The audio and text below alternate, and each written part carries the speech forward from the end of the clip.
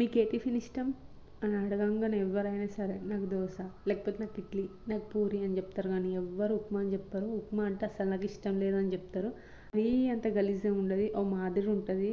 ఇట్లా ట్రై చేసి చూడండి, తినోళ్ళు కూడా తింటారు. నాకైతే మస్తు ఇష్టము. అంటే నేను ఇప్పుడు దోశ ఇడ్లీ తింటున్నాను, కానీ మేము చిన్న ఉన్నప్పుడు అయితే టిఫిన్ ఏందన్నా ఎప్పుడైనా చేసిర్రు అని అంటే ఈ ఉప్మా చేస్తుండే మా అమ్మ అయితే.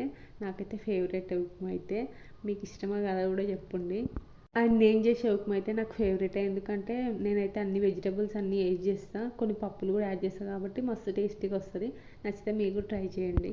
అండ్ ముందైతే ఆయిల్ వేసుకొని ఆవాలు, జీలకర్ర అండ్ శనగపప్పు అండ్ పల్లీలు కూడా వేసుకోవాలి. కొంచెం ఎక్కువనే మంచిగా ఉంటాయి టేస్ట్. అండ్ తర్వాత అయితే నేను కొంచెం పచ్చిమిర్చి అండ్ క్యారెట్ వేసుకుంటున్నాను. ఫస్ట్ టైం వేసుకుంటున్న క్యారెట్ కానీ మంచిగా వచ్చింది టేస్ట్. అండ్ ఉల్లిపాయలు వేసుకోవాలి. అన్నీ బాగా మగ్గిన తర్వాత కరివేపాకు కూడా యాడ్ చేసుకొని అన్నీ మంచిగా మగ్గించుకోవాలి. కొంచెం సిమ్లోనే పెట్టుకోవాలి. నేను ఎందుకంటే స్టీల్ దానిలో వేసిన కాబట్టి సిమ్లో పెట్టుకొని వేసుకున్నా.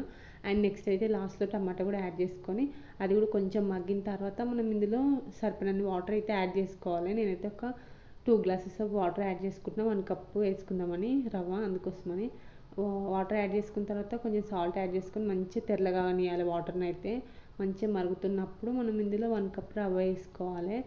మీకు గట్టి ఇష్టమా, లూజ్ ఇష్టమా, కన్సిస్టెన్సీ మీ ఇష్టము. లూజ్గా ఉంటే కూడా బాగానే ఉంటుంది, కానీ నాకైతే గట్టి ఇష్టం కాబట్టి నేనైతే కొంచెం ఎక్కువ వేసుకుంటాను. రవ్వ యాడ్ చేసుకున్న తర్వాత మనం సిమ్లోనే పెట్టుకోవాలి. ఎందుకంటే రవ్వ ఉడకాలి కాబట్టి సిమ్లో పెట్టుకొని ఉడికించుకోవాలి, లేకపోతే చిత్తా ఉంటుంది పైకి. అందుకోసమని మూత పెట్టి ఒక్క 2 మినిట్స్ అట్లా ఉడికించుకుంటే మంచిగా రవ్వ అయితే ఉడికిపోతుంది. అయితే కొంచెం లూజ్ కన్సిస్టెన్సీలో చేసుకున్నా. ఉప్మా అయితే నార్మల్గా ఏమంటారు అట్లనే డైరెక్ట్ తినేస్తుంటే ఏమి చట్నీ కానీ అట్లా ఏం వేసుకోకపోదును.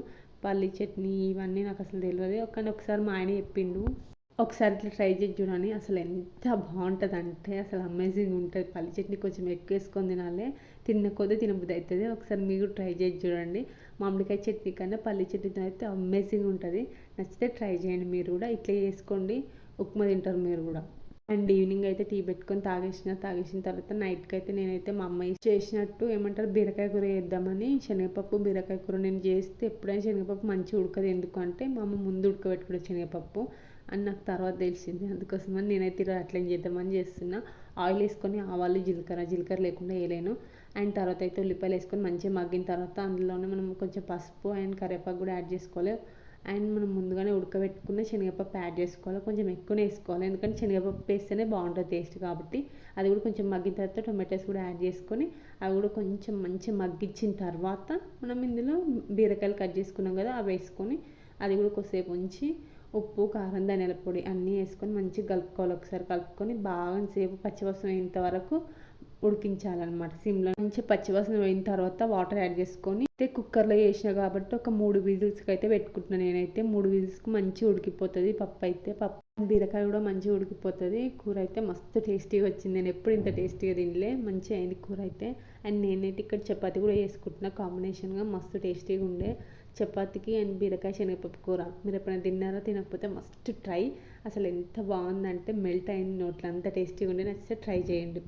నా వీడియో కనుక ఫస్ట్ టైం చూస్తారా, అట్లయితే సబ్స్క్రైబ్ చేసుకోండి. బాయ్.